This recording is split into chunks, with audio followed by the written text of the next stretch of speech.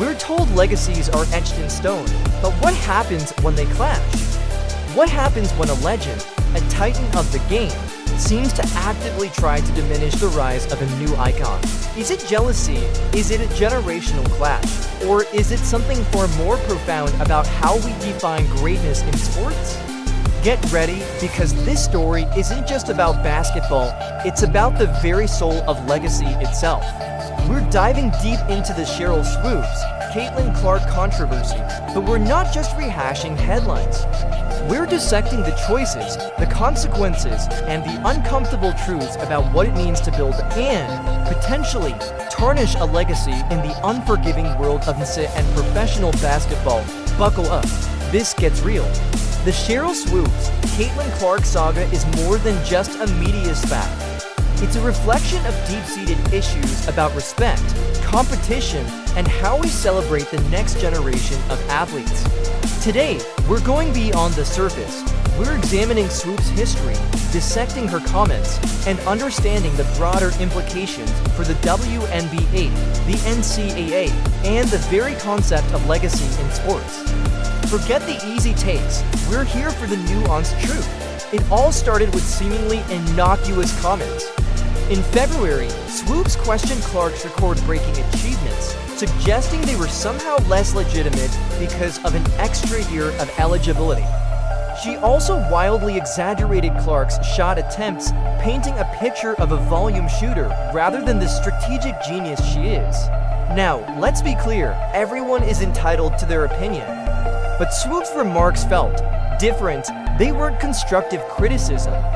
They seemed designed to diminish Clark's accomplishments. The basketball world exploded.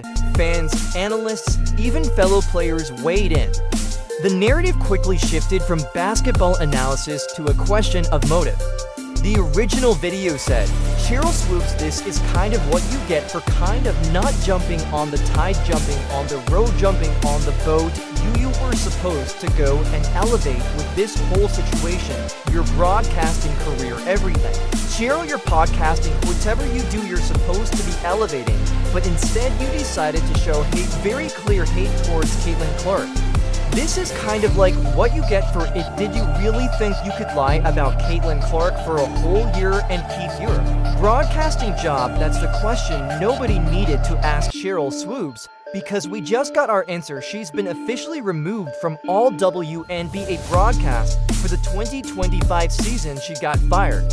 But it looked like you got fired, bro. It looked like she got fired. I just got to keep it real. It looked like she got fired. The firing isn't just about one bad take or a single slip-up.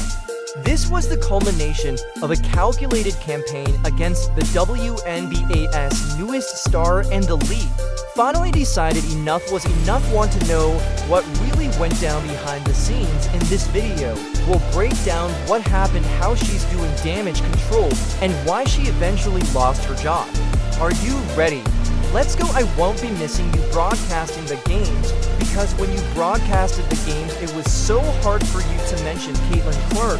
How are you up there talking about, you kept mentioning, oh, the Indiana Fever are doing this, oh, Kelsey Mitchell and the Indiana Fever, oh, Aaliyah Boston and Kelsey Mitchell, and those girls are doing, oh, you have such the hardest time mentioning Caitlin Clark's name. Why? I don't get it. I really don't know. What struck me was the seeming lack of grace. In sports, the torch is always passed. It's part of the natural order. To not recognize and celebrate exceptional talent, especially when it's driving unprecedented interest in the game, feels misguided. Did you know Sheryl Swoopes has a pattern of getting fired? Before her recent broadcasting drama, Swoopes established a troubling track record that stretches back years, while her Hall of Fame playing career brought her well-deserved accolade. As one of the WNBA's founding stars, her post-play career reveals a consistent pattern of problematic behavior. Loyola University basketball coach Sheryl Swoopes. She's under investigation, accused of mistreating players. College coach is not only under fire, but under investigation after reports that the majority of her roster has decided to leave. The warning signs were blinding at Loyola University in Chicago. In July 2016, Swoopes, was fired as head coach following a mass exodus of players that should have raised red flags for anyone considering hiring her again. What coach loses? 10 out of 12 returning players in a single season. That's not normal turnover. That's a 5-alarm fire in your program. That she mistreated players. It was the environment she had created. I was belittled, humiliated, made to feel extremely small. Head coach. Since 2013, last year, 5 of her players reportedly transferred to different programs. And this year are reported 10 of the team's 12 players aren't planning on coming back. Former Loyola player Kate Sohn didn't mince words about Swoopes' coaching abilities. Just because you're a great player doesn't mean you're a great coach. She seems to thrive off drama. Wherever she goes, the drama is other players. Describe an emotionally volatile environment where Swoopes would cry during games and practices, threaten scholarships, and inappropriately share personal information. Great players don't automatically make great mentors, and Swoopes exemplifies this disconnect. Former Loyola basketball player Kate S. says Swoopes to players to live in fear that she routinely threatened that they would lose their scholarships or she would cut them from the team. It made it hard to play. It wasn't about working hard and having fun anymore. It was about surviving. The Lauren Hibbert situation particularly stands out. According to Hibbert, Swoopes pressured her to sign a medical hardship form, effectively ending her athletic career with false promises that she remain with the team as a manager. When Hibbert later discovered she wouldn't even travel with the team, the betrayal was complete. This manipulation triggered formal complaints and ultimately contributed to Swoopes' dismissal. Her tenure as head coach at Loyola University was marred by accusations of player mistreatment, scholarship threats, and an overall toxic environment. Multiple players transferred, and the program was left in disarray. Let me repeat, multiple players accused Swoopes of mistreatment. That's not a coincidence. As the video mentions, fast forward to 2020, and we see the same dismissive, unsupportive behavior directed at Caitlin Clark during her now infamous February appearance on Gil's Arena. Swoopes couldn't even get basic facts straight.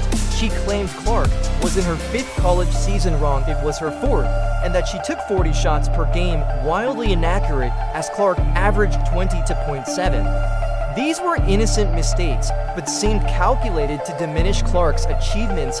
Caitlin Clark right now probably takes about 40 shots a game. Here we go. I know you like that. Hell yeah. I said that because when she comes to the league, regardless of what team she goes to that has vets on that team, she probably ain't going to get 40 shots a game. Even more telling was Swoopes' dismissive tone when discussing Clark's record-breaking performances, saying, "So, is it truly a broken record? I don't know, I don't think so." When pressed about Clark's WNBA potential, Swoopes declared, "Will Caitlin Clark come into the WNBA and do what she's doing right now immediately? Absolutely not. Not going to happen. The contempt was impossible to miss." You asked me back, Caitlin, if you're going to break a record to me, if it's legitimate, you have to break that record in the same amount of time that player cited. Okay.